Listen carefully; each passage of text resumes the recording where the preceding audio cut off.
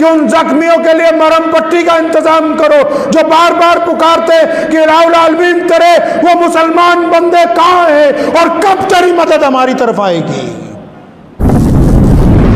अल्लाहु अकबर। अक्सर लोग मुझे पूछते हैं, अलग अलग मौलवियों को आप भी पूछते होंगे, फ़लस्तीन के अंदर मुसलमानों पर जुल्म हो रहा है, फ़लस्तीन में यहूदी बम मार रहे हैं, फ़लस्तीन में यहूदी मुसलमानों पर तशद्दुद कर रहे हैं, हम क्या करें? तो मौलवी कहते हैं दुआ करो। मेरे परदादा रईसुल अहरार हज़रत मौलाना हबीबुर रहमान लुधियानवी रहमतुल्लाह अलैह ने 40 साल अंग्रेज़ के ख़िलाफ़ लड़ाई लड़ी और जब मुल्क आज़ाद हो गया तो पाकिस्तान नहीं गए। देवबंद जब जाया करते थे, मस्जिद जो दारुल देवबंद की मस्जिद है अंदर, अक्सर वहाँ उनकी तकरीर हुआ करती थी, तमाम हज़रात बैठ जाया करते थे। बार बार मौलवियों को कहते थे कि मौलवियों ध्यान से सुन लो, पल्ले बांध लो मेरी बात। बुज़दिली का दूसरा नाम मसलहत पसंदी है। अगर तुम मसलहत की तरफ चल चुके तो फिर तुम्हारे हाथ से इज्जत और नामूस सब कुछ निकल जाएगा।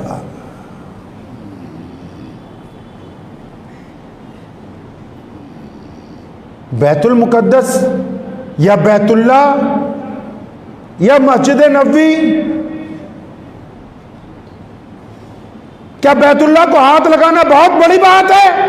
रसूलुल्लाह सल्लल्लाहु अलैहि वसल्लम ने तवाफ करते हुए बैतुल्ला को कहा कि बैतुल्ला मैं तेरी अजमत का कायल हूं, तो अल्लाह का घर है रुए जमीन पर सबसे पहला। मैं मानता हूं कि तेरी अगर ये जो पत्थर के टुकड़े अगर इनको बेचा जाए तो कीमत अदा नहीं हो सकती, लेकिन बैतुल्ला सुन ले, एक मुसलमान की इज्जत, एक मुसलमान की आबरू, एक मुसलमान की कीमत इतनी है कि अगर तुझे बेच भी दिया जाए तो किसी एक मुसलमान की इज्जत और आबरू की कीमत अदा नहीं हो सकती है। कई मुसलमानों के बादशाह है ना, अंदर जाते हैं बैतुल्ला में नमाज पढ़ने। अल्लाह माफ़ फरमाए, हमारे भी कई सरकारी मौलवी अंदर गए हैं, बैतुल्ला में नमाज पढ़ के आए। तो बैतुल्ला के अंदर नमाज पढ़ने का मतलब क्या अल्लाह तुमसे राजी हो गया है? मस्जिद नबी में हुज़ूर सल्लल्लाहु अलैहि वसल्लम के रोज़े मुबारक की जालियों के अंदर जाके सलाम पेश करने से क्या इसका मतलब अल्लाह आपसे राजी हो गया है? कितने ऐसे मुसलमान बादशाह हैं जो बैतुल्ला के अंदर गए हैं, कितने ऐसे मुसलमान हुक्मरान हैं जो अब तक रोज़ा मुबारक की जालियों के अंदर जा चुके हैं, लेकिन ना उनकी अब तक कोई दुआ कबूल हुई, ना कोई उनका आज़म मुकम्मल हुआ। और सुल्तान सलाहुद्दीन अय्यूबी को देखो, सारी जिंदगी मुल्क के मिस्र से लेके फ़लस्तीन तक लड़ते हुए गुजार दी और वहां से बैतुल्ला का फासला 1500 किलोमीटर है, लेकिन सारी जिंदगी वक्त नहीं मिला बैतुल्ला तक जाने का, सारी जिंदगी वक्त नहीं मिला मदीना मुनव्वरा में हाजिरी करने का। लेकिन अल्लाह ने किबला अव्वल की आज़ादी सलाहुद्दीन अय्यूबी के हाथ लिखी थी, उसको अता की गई है दौलत। तो क्या सिर्फ दुआ से मसला हल हो जाता है जी? दुआ से हो जाता है सब कुछ? अगर सिर्फ दुआ से हो जाता तो रसूलुल्लाह सल्लल्लाहु अलैहि वसल्लम क्यों निकलते? मैं मानता हूं दुआ करनी चाहिए, मैं मानता हूं नमाज अदा करनी चाहिए, मैं इस बात का कायल हूं कि कुरान पाक के मुताबिक अमाल करने चाहिए, लेकिन जब तक अमल होगा तो असर होगा ना। अगर अमल ही नहीं होगा तो फिर असर कैसे होगा जी? अमल होगा तो असर होगा। अक्सर पूछ लो जिस किसी मौलवी से, बस क्या करें जी? दुआ कीजिए, दुआ कीजिए। तो आप कमरा बंद करके दुआ कीजिए ना कि अल्लाह मुझे रोटी मिल जाए, कहीं जाए ना कारोबार करने के लिए। आप सफर ना किया करें, बस दुआ करें अल्लाह मुझे दिल्ली पहुंचा दे, मैं इंग्लैंड जाके सेट हो जाऊं, मैं अमेरिका पहुंच जाऊं। दुआ करते रहो, कहीं जाना नहीं, पासपोर्ट नहीं बनवाने की जरूरत। दुआओं के साथ अमल की जरूरत है। अक्सर हिंदुस्तान के मुसलमान पूछते हैं, फ़लस्तीन के मुसलमान परेशान हाल हैं, ये इनका जज्बा है कि ये पूछते हैं। एक बात याद रखना, आज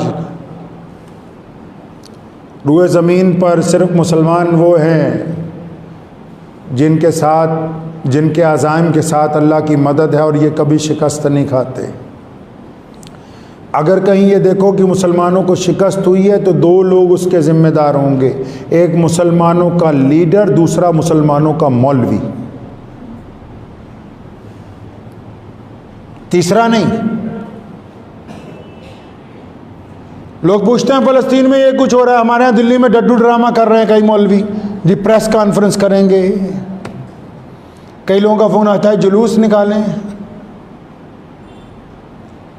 अबू जहल ने इस्लाम के ख़िलाफ़ इतनी मर्तबा जहर अफशानी की तो क्या उसके ख़िलाफ़ जुलूस निकाल के मसला हल हो जाएगा? मसला ये है कि हम क्या करें। आप जहाँ पर हैं वहाँ रहकर क्या कर सकते हैं? पहला काम तो ये कि आप दुआ कर सकते हैं, मान लिया जी दुआ कर सकते हैं, दुआ करनी भी चाहिए। दूसरा, क्या आपको नहीं पता जो मजलूम हो कुरान ने कहा है कि उनकी मदद करो?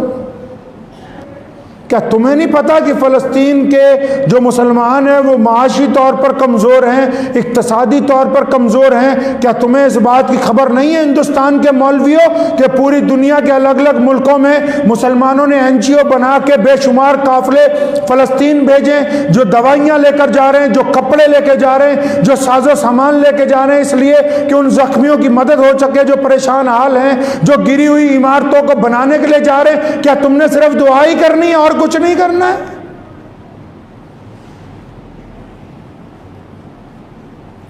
क्या हमारे मुल्क में फ़लस्तीन की एम्बेसी नहीं है, उनका अथॉरिटी का एम्बेसडर नहीं रहता कि जिसके पास जाके तुम बोलो कि ये इतने लाख रुपए का चेक है तुम्हारे लिए ताकि तुम्हारे साथ यहूदी लड़ रहे हैं तो हम पूरी दुनिया के मुसलमान तुम्हारे साथ खड़े हैं?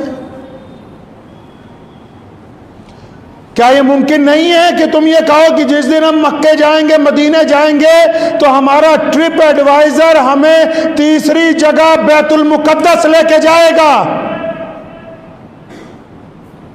क्या पूरी दुनिया के मुसलमानों को पता नहीं कि किबला अव्वल हमारा वो मरकज है जहां 17 महीने जिसकी तरफ मुंह करके रसूलुल्लाह ने नमाज पढ़ी है?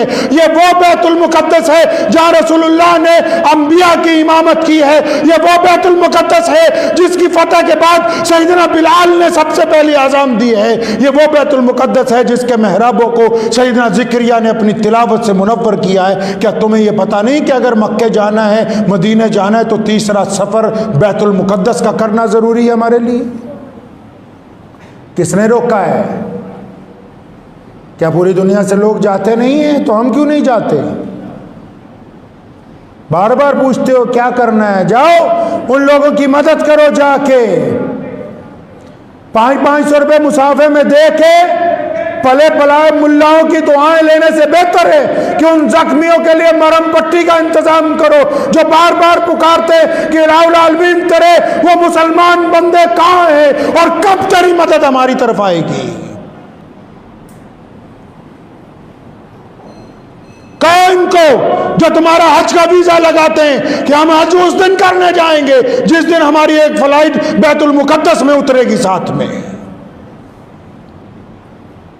बताओ इन वीजा लगाने वालों को कि हमने पूरी दुनिया के मुसलमानों ने हज बैतुल्लाह करने के बाद जाके नमाज मस्जिद अक्सा में अदा करनी है। हमने उस मुसल्ला के पीछे जाके सजदा करना है जहां रसूलुल्लाह ने सजदा किया है। हम उस मस्जिद में जाके अजानें सुनेंगे जहां बिलाल ने अजानें दी हैं। हम उस मस्जिद के सेन में खड़े होंगे जहां उमर फारूक ने अदल और इंसाफ का परचम बुलंद किया। इनको बताओ जाकर दुनिया के हुक्मरानों को।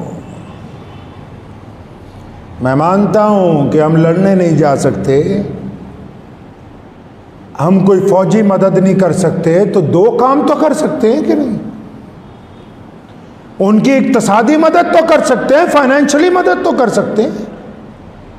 आज ही मैं पढ़ रहा था यूके की और दुबई की कितनी मुसलमानों की NGOs हैं जो बेशुमार दवाइयाँ और खाने पीने का सामान लेकर बैतुल मुकद्दस की तरफ गई हुई हैं। टर्की के कितने मुसलमान हैं जो वहाँ गए हुए हैं। बार बार हमारे मुल्ला शोर मचाते हैं कि भारत में दुनिया के सबसे ज़्यादा मुसलमान रहते हैं। अरे रहते हो तो कम से कम उन मुसलमानों की भी तो खबरगिरी करो जो तुम्हारी तरफ मुतवज्जो हों। दिल्ली के मुल्लाओं, 5 स्टार होटल में बैठ के प्रेस कॉन्फ्रेंस करने से तुम्हारी गर्दन से ये गुनाह उतरेगा नहीं।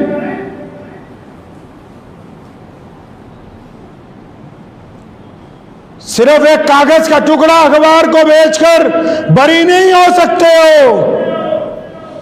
रसूलुल्लाह ने फरमाया ईमान वाला वो है, फरमाया जो अब अगर बुराई को देखे तो उसको अपने हाथ से रोके। फरमाया दूसरा दर्जा वो है बुराई को देखे तो अपनी जुबान से रोके। फरमाया तीसरा दर्जा वो है कि अगर बुराई को देखे तो अपने दिल में कम से कम बुरा माने। तो हम तो इन तीनों दर्जों में से किसी में भी नहीं, तीनों में से किसी में भी नहीं आ रहे हैं। आपने क्या सोचा कि फेसबुक और व्हाट्सएप पे मैसेज फॉरवर्ड करके निजात हो जाएगी? मुझे उम्मीद है कि आपको ये वीडियो पसंद आई होगी। अगर पसंद आई हो तो ये आप अपने दोस्तों के साथ शेयर करें और इस चैनल को सब्सक्राइब जरूर करें।